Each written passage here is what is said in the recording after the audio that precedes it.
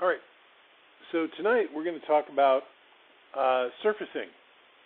You might have noticed that everything, and by the way, I'm probably going to stay seated a lot because, like I said, I'm still kind of getting over my thing.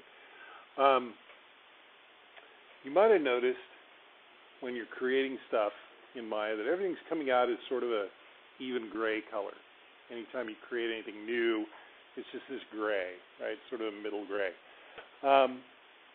That's the surface that Maya assigns to any object by default. Anytime you create an object, a surface has to be assigned to it. And the surface has, any surface in Maya has a number of different characteristics and properties. The one that we're looking at when you create something new in Maya, let's just go ahead and create a polygon sphere. There it is. Smooth it out. What we're looking at here is a surface known as Lambert 1. Lambert surface is just the default surface. Lambert 1 is the default that Maya assigns to everything that it creates. Different types of surfaces have different types of properties. So the first surface, I guess I am going to get up, I'm going to come over here and write it down, is the Lambert surface. The rule is that if you come up with a surface type, you get to name it. And typically, when people come up with a surface name, they name it after themselves. So this Lambert surface was created by a guy named Lambert. It's one of the earliest surface types that was available in 3D. The characteristics of a Lambert surface are that it typically doesn't have what we call a specular highlight. It doesn't look shiny. It has kind of a flat, matte kind of feeling to it. It works great for things like unfinished wood and paper and chalk and anything that doesn't have a real shiny highlight on it. That's the nature of a Lambert surface. It's one of the easiest types of surfaces to create, which is one of the reasons that Maya by default assigns it to every object that it creates.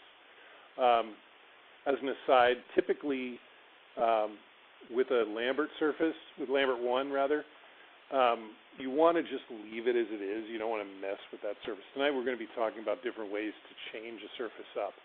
And this is one of the surfaces you don't want to make any changes to, because while you can change the surface, and more often than not everything's just fine, if you change it up, sometimes it gives Maya a brain fart, and then all of a sudden your surfaces don't work because it's looking for certain values in Lambert 1, and it doesn't find them, and it goes, ah. It actually makes that noise. It's bizarre. You're working away, and it just goes, ah.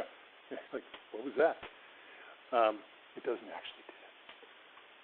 All right, so the next surface, so this is great. Again, this is one of the earliest types of surfaces that was available in 3D, but it's lacking a major component. We can't make anything shiny with Lambert surface. We can't make plastic. We can't make metal. We can't make any of those things with a Lambert surface.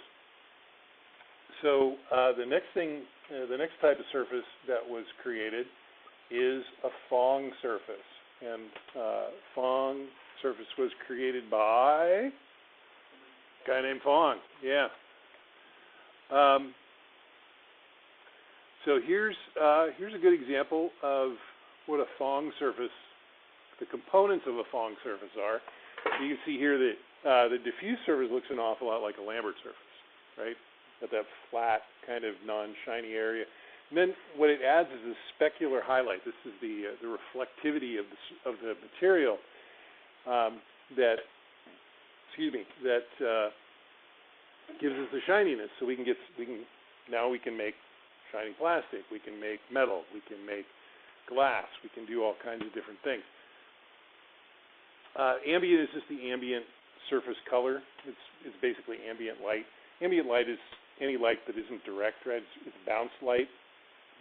Up here, I'm basically lit with ambient light because it's light that's coming out of a lighting device and then bouncing off of some other surface and then hitting me. So this Phong is really great for creating an accurate. It's very accurate in its representation of the surface. The accuracy comes from sampling every single pixel on the screen and determining how that lighting instrument that's hitting the virtual light that we create, how that light is hitting that object, how the light is bouncing off of it and coming to the camera's lens. Okay? So it's very, very accurate. It's used in a lot of scientific representation because it accurately reflects how light would behave.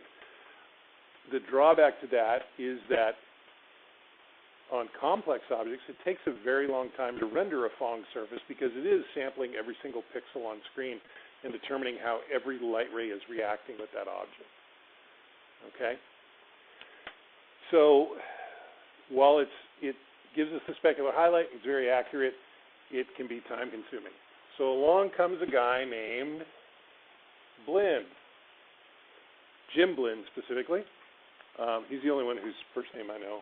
I should probably look up the other two, but I haven't ever. So Blind surface is very much like a Phong surface. It gives us the same specular highlight and the diffuse and all of these things, but it doesn't sample every single pixel. It takes representative samples on the screen and then kind of averages things out. So while you still get the specular highlight that you would get from a Phong surface, it may not be 100% accurate. There may be a little bit of fudging going on in there, but it does speed up the rendering process quite a lot. So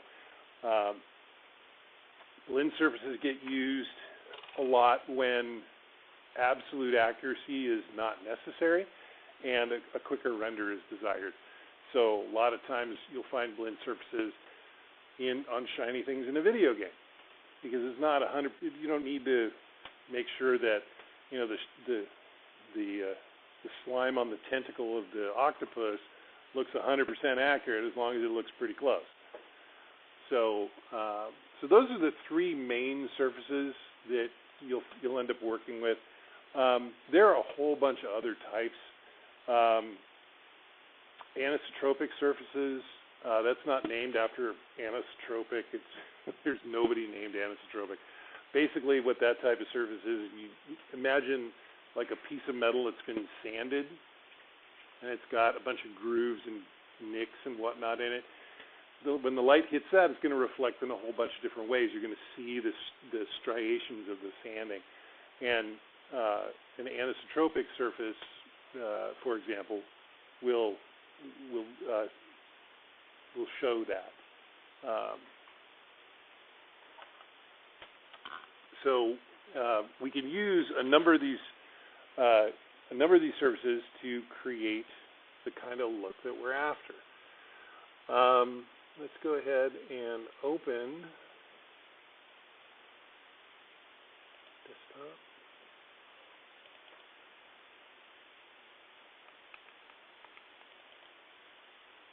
That's it. So here's just a really simple model.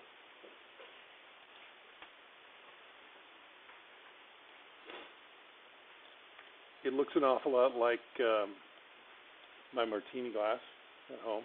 I have a set of martini glasses that look like this. Mine are a little more open here in order to hold fluids, but it also looks a little bit like the end of Mickey Mouse's nose, like he got in too deep with the wrong kind of people. And we'll teach you to pay your bills. Okay. So this is still. I'm glad you guys laughed at that. Sometimes that one doesn't work. I'm like, wait, Mickey's nose. Oh no. So this is a Lambert 1 surface. When I created this, it automatically assigned that Lambert 1 shader to it. Surfaces are frequently known as shaders. A shader is tonsil. A shader is a collection of nodes on a surface that will that create a certain look on the surface of the object. So, so this is a Lambert 1. Nothing has been added to it or changed in order to change it up. But chances are you don't want everything in your scene to be this middle gray. You probably want some things that look a little more colorful. So we can assign new surfaces to our objects relatively easily. We can select our object, and if we right-click, we get this menu, which is known as the... That is an honest answer, and I deeply appreciate it. And I'm with you. I'll tell you, when I teach Photoshop class, or especially the Illustrator class, there's the selection arrow and the direct select arrow, or I forget what they're called. There's the white. It's the white arrow and the black arrow. That's how I know them. They're like, well, which one is it? I don't know. I've been using Illustrator since 1988. I've forgotten all the names of the tools. I don't know what they. So it's in the case of this is called the marking menu. Okay. And I mentioned that because we've got a midterm coming up. So anyway, if we right-click, we bring up the marking menu, and then down here towards the bottom, we have assign new material, and this is what we're after. This is how we create new materials and assign them to objects. One way, as you'll discover as you work more in Maya, there are dozens of ways to do any given thing. So this is a good way to get started. Assign new material. And you get a materials list. Here's the materials list. Here's that anisotropic I was talking about. There's our friend Blinn. Here's Lambert. Here's Phong. Phong and Phong Yi are pretty much the same. The only difference is with Phong Yi, it's a little easier to... Phong is written for people that understand the math behind how the shader works in terms of creating a specular highlight. Phong Yi just goes... It changes the value names of those fields so that it's easier for those of us who don't math very well to figure it out. So, but they pretty much work the same way. There's all kinds of other stuff too that don't necessarily apply to a hard surface, like environment fog and fluid shape and light fog and blah blah blah. All these things. I always feel like Arnold Schwarzenegger when I say that, like all these things. So we'll apply another Lambert surface here. Just click on this. And it gives us a new Lambert surface. And if we look, this is our attribute editor, where all of the attributes for this object can be accessed and changed. If we click all the way over to the far right, this left and right arrow here, there's Lambert 2. That's what we just created. And there's our little sample swatch. It'll show us what we're going to do. We can rename this if we want. It's usually a good idea to name these things as you assign them, because if you're going through the list of shaders trying to find the one that you want to tweak, having Lambert 36 in there doesn't really tell you very much. So we can call this, call it main color. Why not? And then here are our adjustments. Down here we can make all kinds of different adjustments. Color tab is obvious. We click on the little swatch there, and we can change up the color. Give it kind of a middle, kind of the middle tone, orangey brown. You guys know that brown is just desaturated orange, right? Okay. Check on that sometime. When I was first messing around doing textures, I'm like, where the hell is brown on the color wheel? And somebody went, psst, it's desaturated orange. I'm like, oh, okay, cool. You can do this in hue, saturation, and value. You can do it using 256 RGB, or you can do RGB 0 to 1. I came up doing RGB values to 256, so that's kind of how I do it. But you can do it however you like. There's that, and you can see that once we change that color, it changes the color on the surface of the object. This slider here, just by default, changes the saturation. You can darken it up, you can lighten it. If we go all the way to black and then come back, it takes out the color entirely. So then we'd have to go back in here and go, oh, screwed that up. And if you just roll off of this, it goes away. But if you don't quite nail the color you want it a little brighter or a little darker, you can use this slider, as long as you don't hit the far end towards the black, because that just takes all the color out.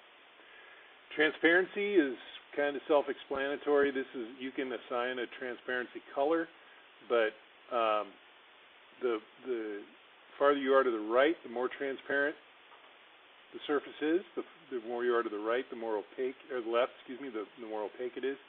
You can see here in the swatch, the minute I get away from the far left, I get this checkerboard pattern behind my thumbnail, and it shows how it'll give you an idea of how transparent the color is, because sometimes it's hard to tell just on the background.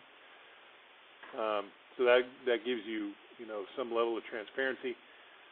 Ambient color, we were talking about ambient before.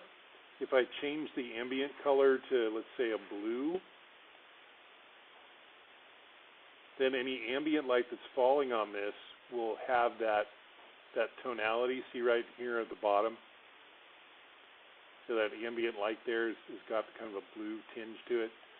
Take that back to black. Incandescence gives it the appearance of glowing. So this is not a light source. It doesn't create light. It just makes it look like it's lit. So if you wanted it to look like it was a light bulb, you could take your incandescence and bump it up a little bit. And what it does is it takes down the ambient color and any form shadow that is on the surface of the object and gives it kind of a glowy feeling. And there's a few more, but these are the ones you're going to primarily be working with. Bump mapping we'll talk about later. So that's our Lambert 2, which is now called main color.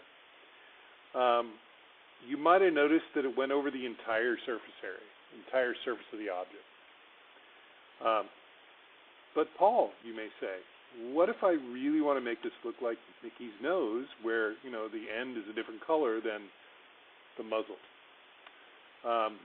In that case, we're going to go back to our marking menu and select face, and then select the faces that we want to change the color.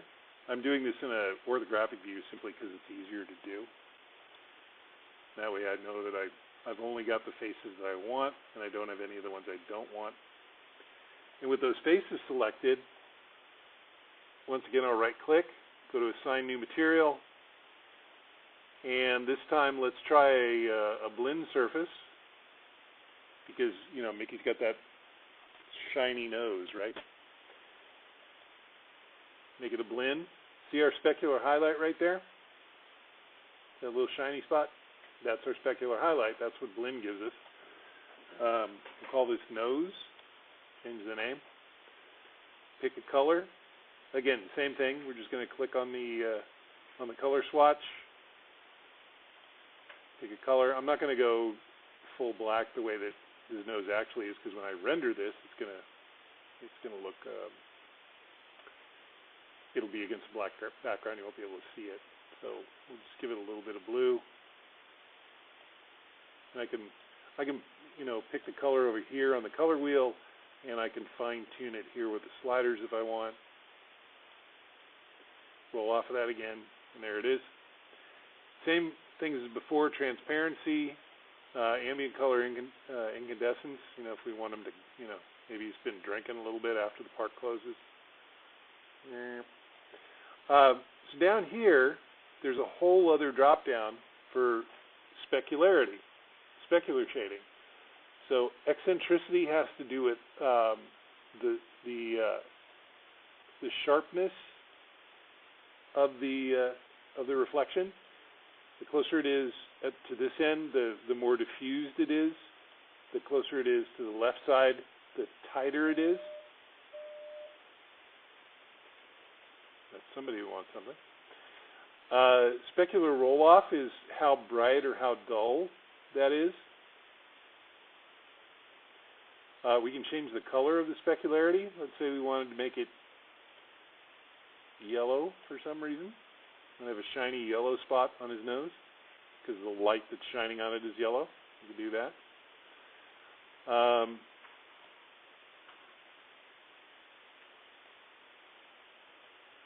And by combining these two, the specular roll-off and the eccentricity, we can change the overall size of the specular highlight. So and Phong has a very similar. Some of these sliders are named slightly differently, but the functionality is the same.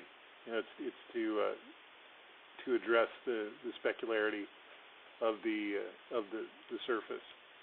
What happened to my color? I guess I messed up the color. There we go. That's better. All right. So there we are. We've got two different surfaces on the same object. I'm going to go ahead and select this as an object. And then I'm going to smooth this out just so we can see it a little better. There we go.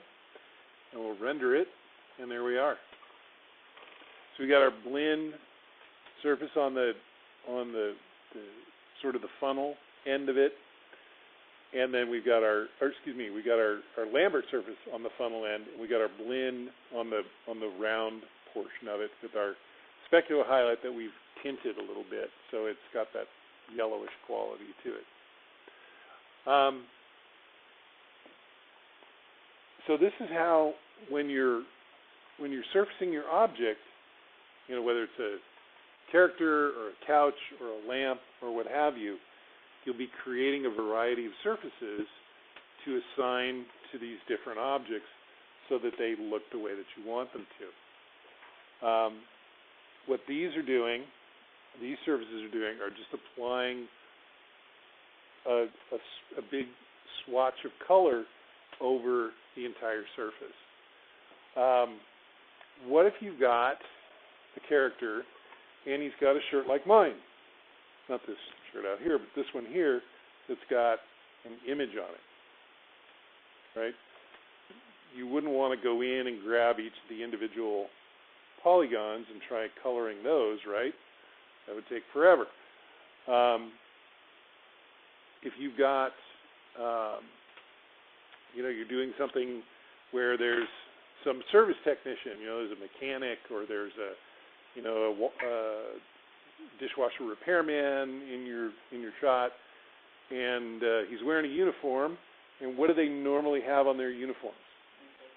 Name tag, right? Or a patch with their name sewn on it, maybe the patch with the company name. You're not going to want to model those things. It would take forever. There's tons of polygons, eat up a ton of time, and you know there's not a lot of payoff there. So what you want to be able to do is take an image like this one and apply it to a surface so that when it comes to render time, that image shows up on your character or on your lamp. You know, maybe you've got a lampshade that looks like a Tiffany lamp, and you want to have those, you know, those cut glass pieces showing. So with that, what we need to do is we need to create a texture map. And we're going to take a little break here, and then when we come back in about 15 minutes, I'm going to talk about texture mapping. We're going to essentially walk through the homework assignment for this week. So if, as we discuss this, you'd like to follow along as we do it, your assignment for this week will be done. Or not. I mean, you can just watch and then do it afterward. There's plenty of documentation on the webpage that tells you how to do it. So, any questions about this, what you just saw? We're all good? On the video? Yes, absolutely. It's pretty straightforward. I know it seems maybe a little confusing, but it's pretty straightforward. All right, let's take a break. We'll start again at 7:45, and we'll talk about UV layout and texture mapping.